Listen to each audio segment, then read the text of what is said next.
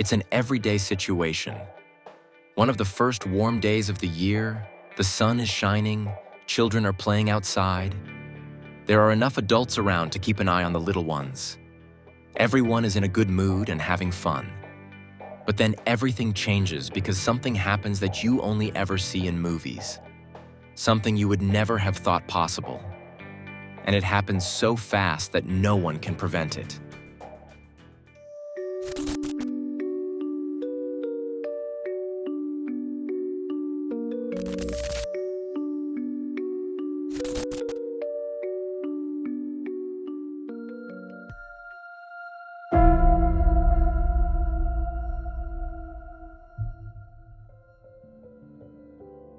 For 9-year-old Chloé Ansel, April 15, 2015 is supposed to be a really nice day. She has been to a friend's birthday party and has dance class in the afternoon. At 2:31 p.m., Isabel takes a snapshot of her daughter and posts the picture on social media. She writes, "Chloé, ready to go dancing." Until it's time to leave, she plays in front of the family's apartment in Calais. Chloé lives with her mother and 2 younger siblings in a social housing apartment on the 3rd floor of an apartment building. In front of the building is a large playground with a soccer field and basketball court, and above all, plenty of space for the children to run around. It's already a bit warmer today, so Chloé and a friend are having a water pistol fight. Chloé's mother Isabel watches them for a while, but then has to go back into the house. At some point, it's 3:30 p.m., and they want to leave for dance class at 4 p.m., so it's time to start packing everything up. Chloé is the oldest of 3 children, so Isabel also has to get her younger sister and brother ready. The youngest still needs a diaper change. Chloé's mother goes into the house with the 2 younger children. Beforehand, she asks a neighbor to keep an eye on Chloé. Isabel tends to be cautious about such things. It's only since last month that Chloé has been allowed to walk across the courtyard to the ice cream parlor on her own to get a waffle now and then, even though everything is within sight. But because Chloé went on her first school trip in March, Isabel decided to start trusting Chloé more. When Isabel is upstairs, she looks out of the kitchen window on the 3rd floor again. Her daughter and her friend are completely absorbed in their game. So Isabel takes the opportunity to quickly change her son's diaper and pack his dance clothes. These are all routine tasks for the mother of 3. It takes her less than 5 minutes. Chloé and her friend probably don't even notice that Isabel has disappeared for a moment. And even if Isabel hadn't popped into the house that afternoon, she probably wouldn't have been able to prevent what happened next. Anyone who remembers their last water pistol fight knows that sometimes things go wrong. Instead of your opponent, you might accidentally hit the neighbor's house, a window, or someone standing nearby. Most adults would probably take it with a sense of humor, maybe get a little annoyed, but it's a warm spring day and it's only water. But when Chloé accidentally hits a man nearby with her water pistol, something completely different happens.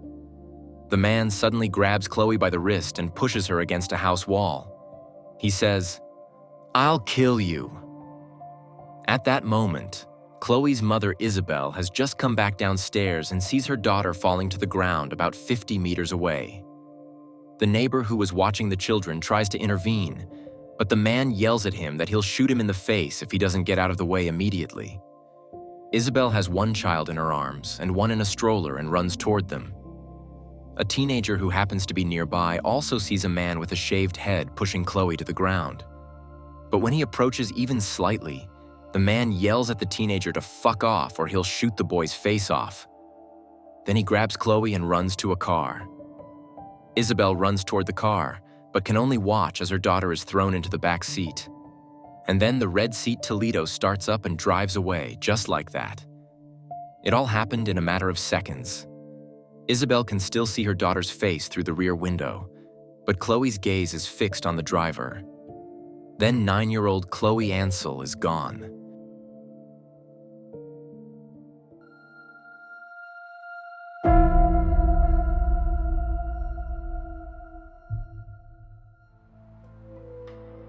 The police arrive within 5 minutes, but there's a problem.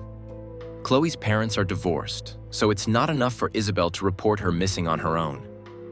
Her father, David, has to come to the police station to agree to trigger a kidnapping alert and release additional resources. This involves informing all media outlets such as radio and television, displaying pictures on digital billboards, and so on. However, this alert is only triggered in very few and very specific cases. And Chloé's could be one of them. Could be.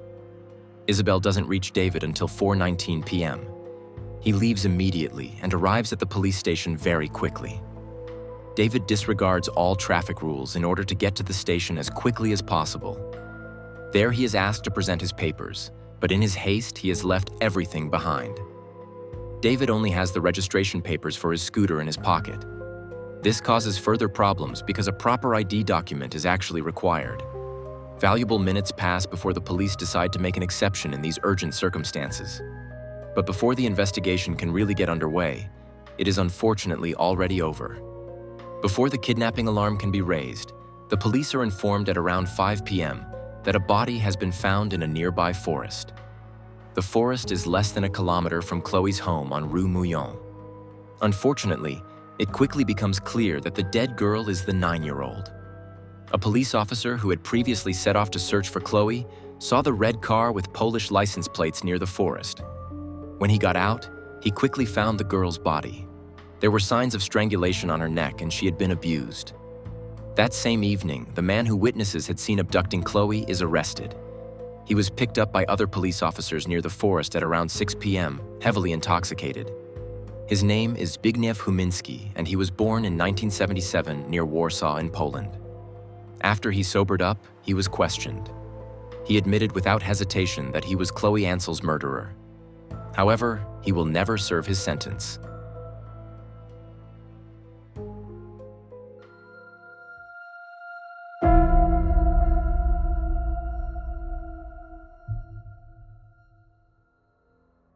Huminski is well known to the police.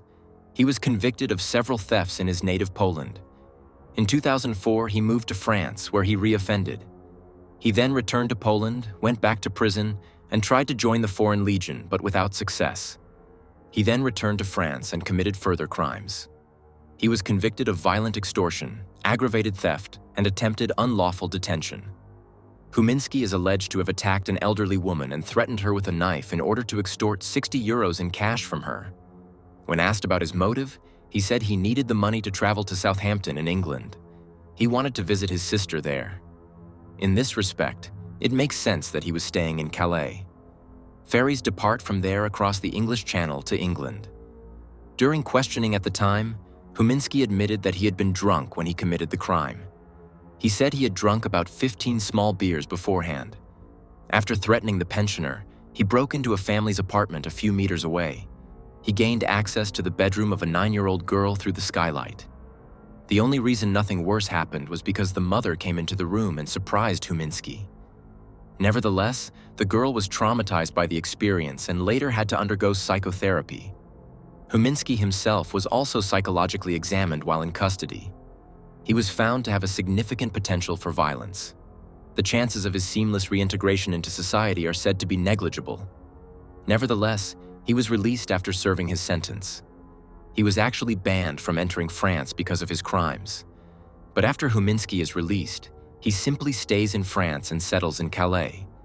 He's supposed to be extradited to Poland in 2014 for several burglaries in the early 2000s. But this does not happen. He is supposed to serve a year in prison in Poland, but he does not begin his sentence immediately. Huminski does not have a registered address in Calais. He is said to have stayed mostly with a man named Thomas. Thomas lived in a small room above the Les Cheval Blanc bar at the Fontenette train station. This place is only half an hour away from Chloé's parents' house. On April 15, 2015, he was driving his red Seat. He attracted the attention of several residents because the car had Polish license plates and he was drinking beer at the wheel. At some point, he got out and loitered among the trash cans near the playground. Then Chloé encountered him with a water pistol and events unfolded. Sources do not indicate when Huminski was in Poland and when he was in Calais. However, he reportedly told investigators during his interrogation that he had only arrived in Calais on April 15th, the day of the crime.